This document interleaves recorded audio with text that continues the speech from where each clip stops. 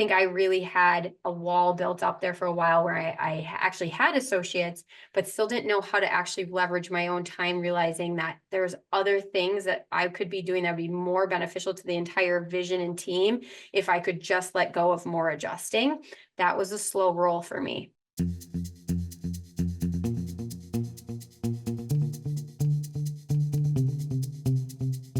Hello, and welcome to Build Your Remarkable Practice podcast. This podcast is dedicated to chiropractors who are in the seasons of launching and building their practice.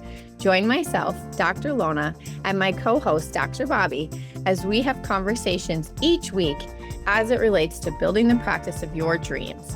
And remember, you can have a remarkable practice as part of a remarkable life, not instead of one. We're here to lead you on the way. What is up, team? Welcome back to the Build Your Remarkable Practice podcast, where we come to you live with practical tips from the trenches. Both Dr. Lona and myself are in practice, loving life, growing our offices, giving you guys tips about how do you grow and how do you explode in 2025. Lona, I had a great time in last week's conversation talking about fee increases. I'm super pumped for today's episode. How you doing? What's happening? I'm doing great. I was thinking about that episode and, I just want to say that if you listen to us and you're like, wow, they're way ahead of what I've learned at this point, it's like we started there too. So half of the hurdle is getting in the right conversations and acknowledging like I gotta like to learn here, and maybe being vulnerable to look at your numbers with someone that can actually help you dive in and understand them better. So don't be overwhelmed. Just know that you need to like get in the right rooms and have those conversations. Oh, we are absolutely teaching from a place of scar tissue, guys. Believe me, I had years but I didn't do fee increases, and I was like, we're getting busier, okay? And then when I actually sat down and looked at my numbers, I was like, oh, wow. I remember one time I had a meeting with my accountant, and I had this meeting with my accountant, and I was like, oh, great, look how good the month is, right? And he's like, oh, show me. And in that month, we'd collected, I think it was 180K, right? And he looked at, so it was a busy practice. And he's like, oh, wow, 100K. And he goes, what was your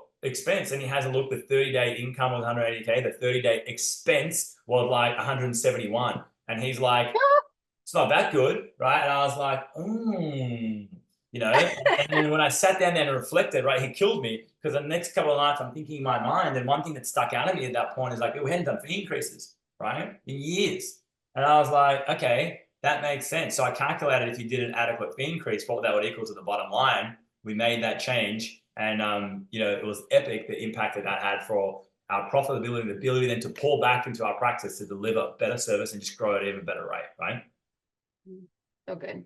So good. Yep. And I think we, in the build season, especially you guys, I know you're in your adjustatorium, you're in your adjusting rooms, and you get your notes done and you're training your team. And it's like the last thing you have maybe time for sometimes is to really like sit down with certain things that you need to look at. And we're telling you that that's some of the best time that you're ever going to spend is this time you work above the business and look at these things. So, don't make the mistake of hiding from that for too long, because it'll bite you. Yep, spot on the mark, exactly. And that conversation actually flows in perfectly to what we're going to be talking about today. Because today, guys, what we want to unpack for you is how can you in 2025, now that you're looking back on the year of 2024 and you're looking forward to next year, how can you supercharge your productivity in 2025? Because one thing that became more and more apparent to me as I went through and studied the success of people, and as I went through and studied different individuals and the trajectory that they got to, is that at the end of the day, we've all heard this before, we've all got the same amount of hours in the day, okay? And so the only reason that someone goes to build, let's say, a multi-billion-dollar company, okay, and another business owner doesn't ever get out of starvation is how they create leverage for themselves, okay? And leverage and skill set, because you can buy and learn skill set. You do that through coaching and through mentorship, right? Leverage is like the small hinge that swings the big doors, right? So I want to talk today about, all right, well, how do you supercharge that productivity and how can you apply it to the season that you're in? So whether you're listening to this and you're launching or in build, and maybe you're a one-person show, or if you're listening to this and you're a 10-person, 15-person, 20-person plus show, right? Either one office or multiple offices. How do you continue to have a conversation with yourself around, well, where should I invest my time? So Lona, why don't you kick us off on this? Because when you launch your practice, right, when you're in the early days, where were you investing your time, right? What were you investing your time in, both rightly and wrongly? And let's start off with there, because I can tell you what I was investing my time in, but I'd love to hear what you were doing as well. Oh gosh. Okay.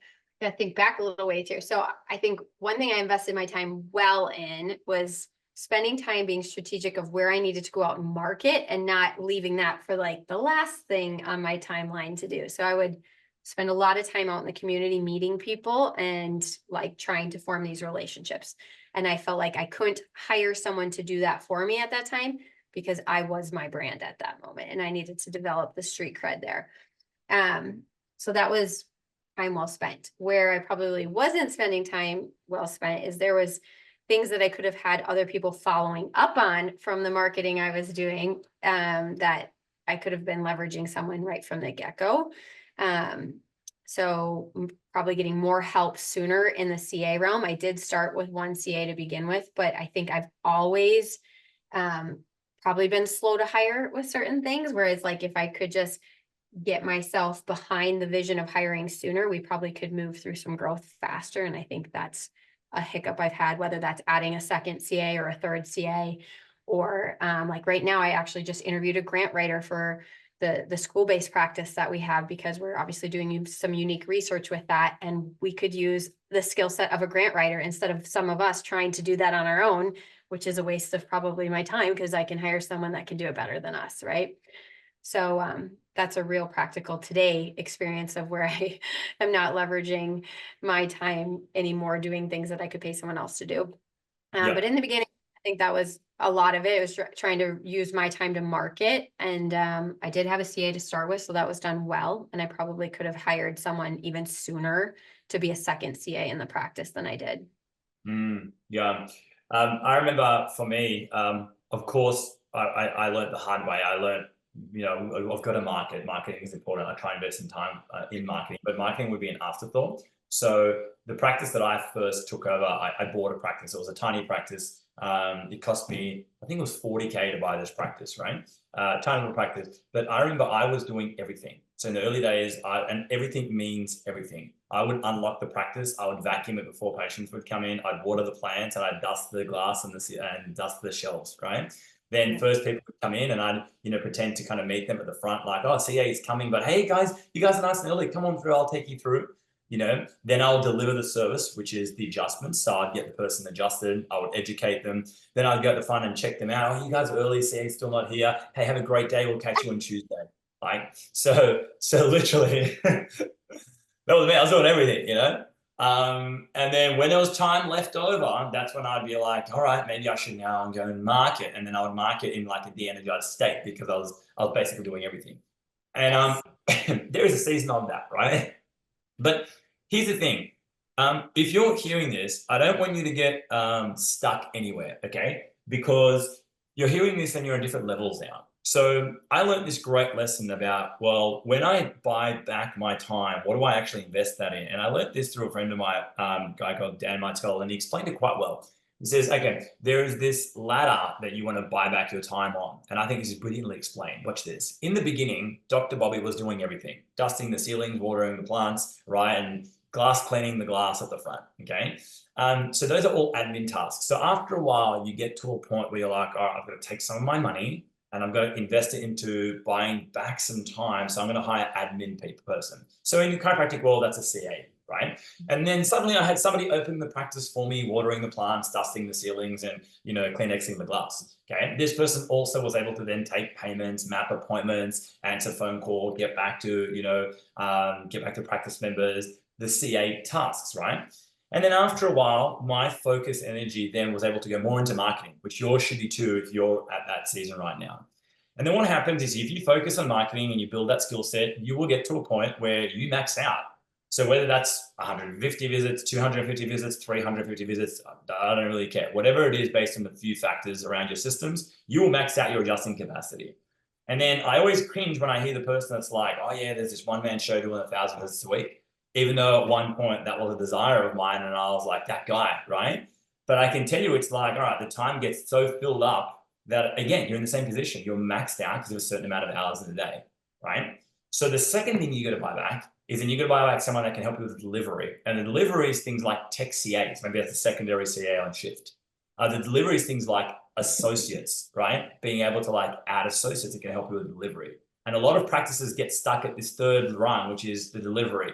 Learner, I know you work a lot with scale docs. Scale docs are people that have multiple associates, multiple team members. What's been your experience with this? You know, I know right now in chiropractic, I think it's something like 60% of associateships fail. So a lot of docs get burnt by this and they go back to doing it all themselves. What's been your experience with this? Yeah, I think personally, my experience with this is if I like you started without a CA, I started with a CA right away. So maybe I started leveraging maybe sooner than you did, but I think you've scaled better than I have to begin with, because I know in my mindset, so much of the hurdle was I had built my persona as this person that was giving great care and in a high volume setting. And I think this is rampant in chiropractic, where we build ourselves into a persona of like, I'm the 100-a-day chiropractor or the 200-a-week chiropractor. And if I'm not serving this many people, what's my value, right? Like, who am I?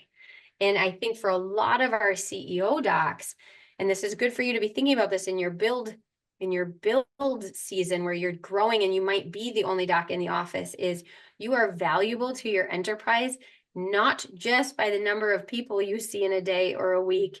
Even if you're at certain events and they'd have you believe that whoever sees the most volume is the most, celebrated chiropractor, it's also like our profession needs more people strategizing on how to bring more chiropractors into the fold and hire more hands, more great associates that want to serve the people if we're someone who actually owns the business and can strategize around the business, right? So I think I really had a wall built up there for a while where I actually had associates, but still didn't know how to actually leverage my own time, realizing that there's other things that I could be doing that would be more beneficial to the entire vision and team if I could just let go of more adjusting.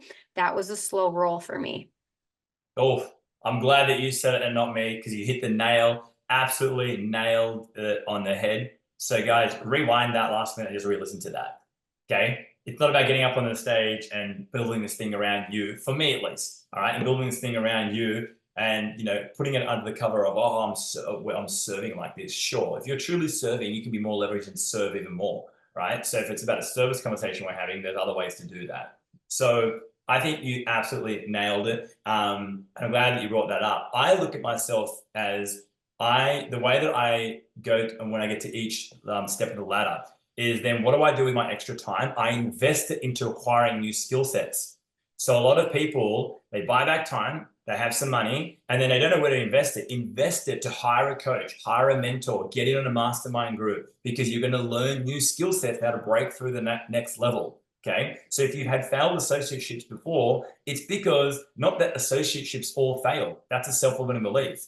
It's that for some reason, your one failed. All right. And whenever I fail in something, I first reflect on myself and I go, where did I as the leader misstep here? So I can learn from it moving forward. Because if you get stuck on that third rung, which is like, the second rung, hiring out the delivery, right? Someone else that can help you with the delivery of the product, that usually means that there was either mismatched expectations agreements, associates weren't onboarded properly, there weren't expectations set properly, they weren't developed properly. There's some kind of mismatch. And when you line these things up well, which is what we teach in our CEO program, you actually can have a thriving associateship relationships, right? And you can buy back your time to invest that time to learn new skill sets. The person who gets paid the most is the person who has the highest valued skill sets and uses them. Bobby, as you were saying that, I started thinking about like so much of this trajectory we're in and being chiropractors. You think about being in chiropractic school. You had to re-identify who you were as a chiropractic student from when you were in your 4 years of university before that, right? Like there was a changing of your skin, if you will, a bit. And then you come into practice and you have to learn how to like charge for an adjustment and be the boss, especially if you opened your own practice. Now it's like, oh my gosh, I'm the boss here. I have to figure out how to like hold myself into a different leadership position. And I'm training someone and oh my gosh, I write a paycheck to people. And there's a changing of how you think about yourself, your belief system, and as well as the fears that go along with that, that stage of evolving. Right. And so, when you're in the build season, I had this question come up sometime in the last week, which was like, when you're preparing your practice to bring an associate in, especially if you're going from maybe a practice that only had one doc or had two docs, but the patients saw separate people, right? So much of how you prepare your mindset of how patients are going to handle things is really just between the, your two ears, right? Like, how do I envision myself operating as this system evolves again? Because I've already been through an evolution. Now, as we evolve into a multi-doc, and we call it a broken white line practice where patients could see everybody, there is a changing of like, oh my gosh, what if my favorite Betty that comes in on Tuesdays actually likes the other associates adjustments just as much as mine, or maybe even better? Who am I? What's my identity here? I have to change, some of these attachments we have, because that's who we need to step into in order to like evolve and leverage our team better. So you can start thinking like that while you're in the season of build, so you don't paint yourself in a corner there. Yep. I love it when a practice member comes in and they used to see me and now they see one of my associates, right? Or a series of my associates. Because I say to them, Mary, as good as I am, I can't adjust myself. And you know who my chiropractor is? And I point to that associate. Do you think that I would allow that person to be my chiropractor if they weren't like world class? Think about that. Or you know who my family's chiropractor, you know who adjusts my wife? I point to those associates. Okay. So I'm the testimony for that person, right? Quite frankly, you know. So if you're hearing this, guys, and you've had failed associateships in the past, that doesn't mean associateships all fail. Believe me. Okay. That means there's a system to get it right, so you can conquer that second rung, which is the delivery of chiropractic, right? Because then once we're able to buy back some time and we then learn new skill sets, we're able to learn new skill sets. And the third rung is we're able to then start to delegate out marketing. Marketing means, okay, maybe you're going to hire a marketing agency if you're going to do digital. Okay, maybe you're going to do boots on the ground. You're going to hire someone that can help you with screening. Maybe you want to hire a marketing manager that you put out there, and every single week is doing screenings out in the community, creating networks, right? Getting you guys out in front of people. So there's best practices around this. Now, someone asked me yesterday on a call, they go, well, how do you know when you're talking to a digital agency if they're a good one or not? Okay, how do you know if this is someone that I should invest time and, more importantly, invest money, and more importantly, invest time into this person? And I'll tell you, there's two things that I look for. Number one, I look for track record. And track record means like, show me. I want like dozens and dozens and dozens and dozens and dozens of examples of like how you've done this in the past, right? So don't tell me, show me through proof. Okay, that's the first thing. And here's the second thing, that this is a question that I ask that I realize no one actually asks them. And here's the question I ask a social media agency that maybe everything lines up and maybe everything's looking really good. All right. And the question that I ask them is, tell me, what training and coaching do you currently engage in the realm of social media to keep getting better? Okay. Because I remember when I was in like year 2 in school, and the teacher would say, all right, guys, homework this weekend, you need to read chapter 2 of Little Red Riding Hood. And she goes into the forest. Okay. And then we're going to quiz you on Monday. If I come back on Monday and the teacher says, all right, guys, homework, Bob, what was your biggest takeaway when Little Red Riding Hood went into the forest? If I haven't read it, I cannot wing that answer. I cannot be like, oh, well, the biggest takeaway was that she brought her lunch with her in the forest. Very quickly, my teacher would be like, did you read the chapter, Bob? And I'd be like, no, I didn't.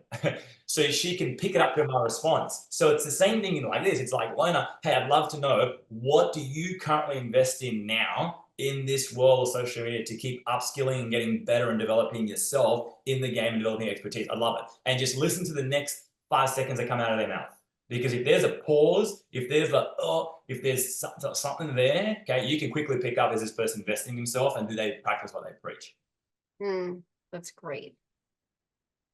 And spin that back to your whole team. Like, how are we investing in us delivering the best chiropractic care? What do we do in 2024, right? Like, if you're going to ask that of the company you're hiring for social media, ask it of yourself. If someone was interviewing you, that as, why should you be my chiropractic team? Exactly.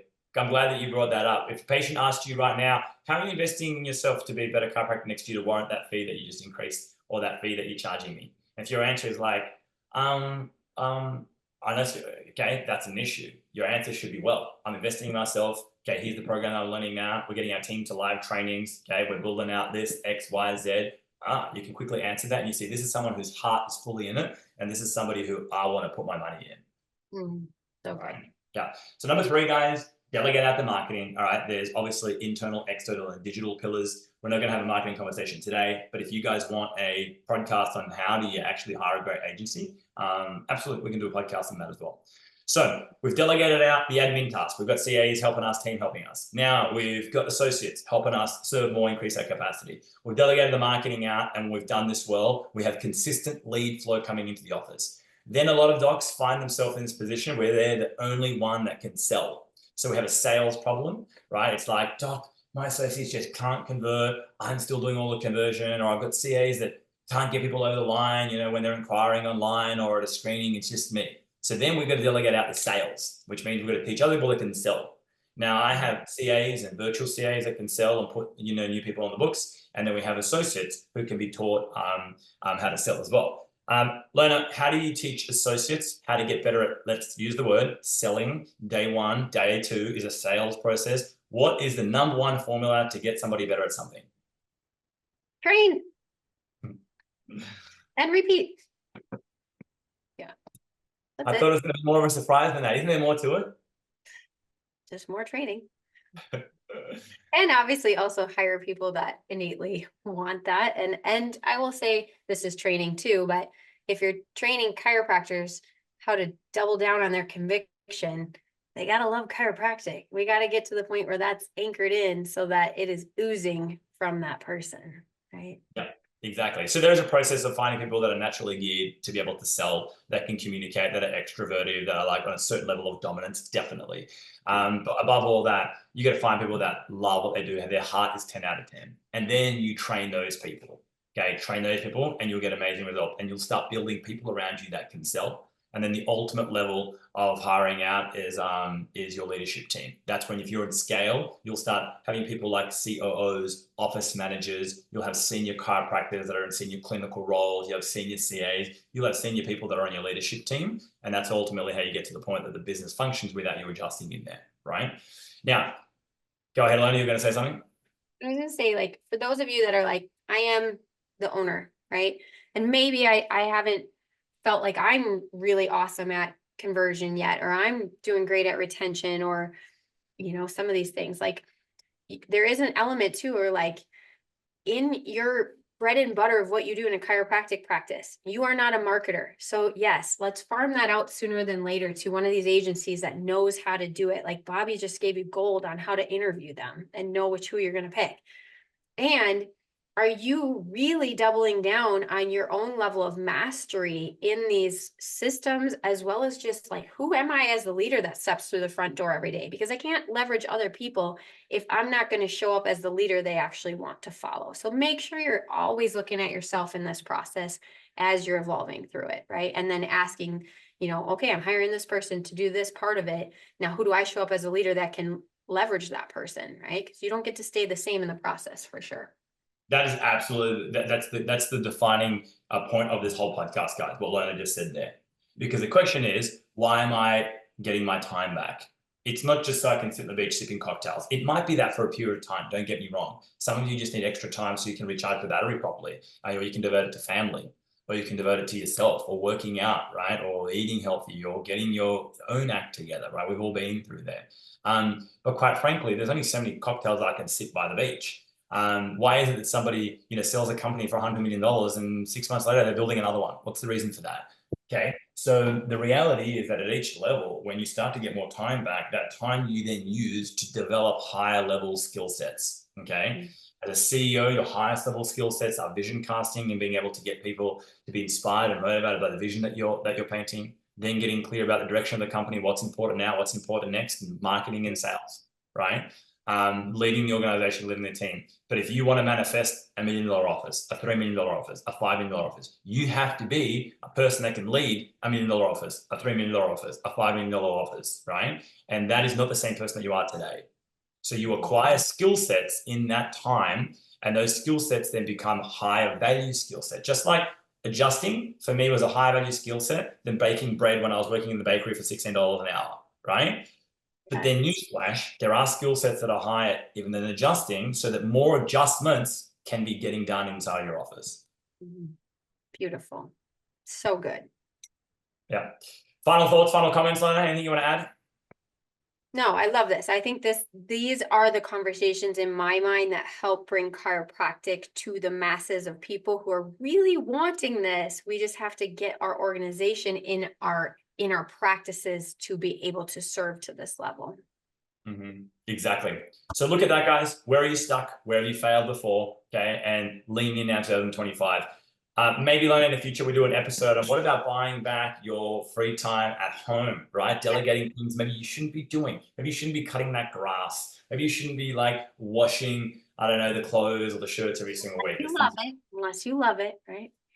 Yeah, I know a lot of people who really love, washing underwear laundry. and socks. Like that. Yeah. I'm just kidding.